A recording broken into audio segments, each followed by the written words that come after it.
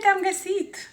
Astăzi aș vrea să-ți vorbesc puțin despre un atribut pe care cei din culturile vorbitoare de germană îl apreciază deosebit de mult. Deși acest cuvânt la origine nu este un cuvânt german, el a fost adoptat din limba franceză. Acest cuvânt este das Engagement.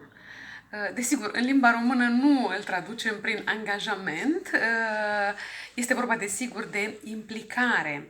Și de ce mi este mie așa de drag acest cuvânt? În primul rând, biografia mea se înrudește cumva, se asociază cu acest cuvânt, pentru că am avut privilegiul să primesc din partea profesorilor cărora le-am solicitat recomandări în tinerețea mea pentru a primi burse și așa mai departe, să primesc, fără ca eu să fi cunoscut măcar acest cuvânt. Deci asta este și modalitatea prin care l-am cunoscut.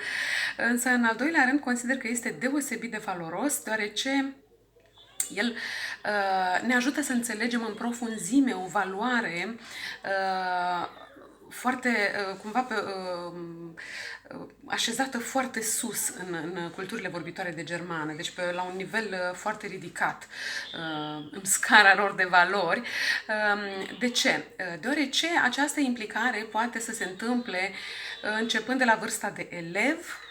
Poți fi implicat ca profesor, poți fi implicat ca student, poți fi implicat ca părinte în școala copiilor sau în comunitatea de părinți, poți fi implicat ca medic în viața pacienților și a spitalului în care activezi sau a cabinetului, poți fi implicat ca politician pentru oamenii care te votează și pentru toți oamenii de fapt, poți fi implicat ca primar pentru comunitatea ta, poți fi implicat ca cetățean de rând pentru vecinii tăi, pentru strada pe care locuiești. Și deci este acest, și dacă activezi, de exemplu, într-o asociație unde oamenii se adună pe diferite hobby-uri, pe motiv că au diferite hobby-uri sau interese comune, și pur și simplu să dai dovadă de acest, la noi mai avem și spiritul civic, cumva se înrudește, dar este ceva mai mult de atât, pentru că implicarea aceasta se referă la tot ce faci, și profesional, și cu prietenii, și cu, să spunem, comunitatea, deci calitatea de cetățean, toate acestea